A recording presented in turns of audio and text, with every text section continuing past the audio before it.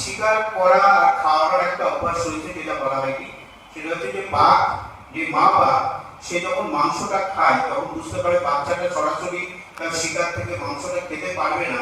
প্রথম 6-8 মাস পর্যন্ত সে তখন একটা বিশেষ ধরনের বমি করে মা বাঘ।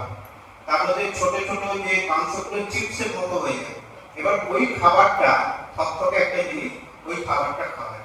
তারপরে একটু ছোট ছোট যে প্রাণীগুলো, বিশেষ করে ধরুন ছোট হরিণ বা খরগোশ টাইপের যে সমস্ত প্রাণী, সেগুলিকে ধরে এগুলিকে আধমরা করে এবার বাচ্চাগুলোর সামনে ছেড়ে দেয়, ওদের শিকারের অভ্যাস করায়।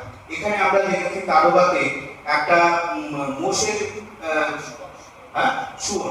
শুয়োরের মাথা নিয়ে ওরা খেলছে আর কি, জলের মধ্যে চুয়াচ্ছে, খেতে পারছে যে তা না, কিন্তু এই অভ্যাসটা হচ্ছে ওদের কিভাবে ধরতে হবে, কিভাবে দুলতে হবে।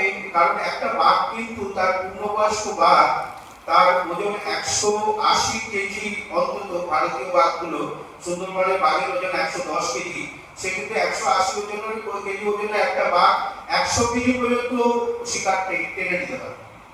তার এই ক্ষমতা রয়েছে। তাতে যে ক্যানাইন টিপগুলো আছে, যে ক্যানাইন টিপগুলো প্রায় 4 ইঞ্চি লম্বা একটা ক্যানাইন টিপ, সেই দাঁত দিয়ে কিন্তু ও টেনে নিতে পারে পরেরটা। এরকম একটা পারস্পরিক, এটা হচ্ছে মাংসটাকে না, মানে শোরটাকে মা বাঘটা মেরে জলেতে রেখে দিচ্ছে, চুপিয়ে দিয়ে। এটা মাংসটা পড়ছে, তাদের নরম হয়ে যাচ্ছে। এখানে চারটে কাপ ছিল, তারা এবার তাদেরকে শিকার, মা পাশে বসেছে যে তোমরা যাও ওখান থেকে বার করো।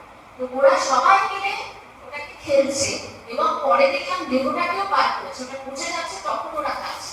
মানে পুরো র মিটটা খেতে পারে না, দাঁতের চোখ কতটা তৈরি হয়। আর একজন দেখছে, ওদের ডিসিপ্লিন আছে, ওরা কিন্তু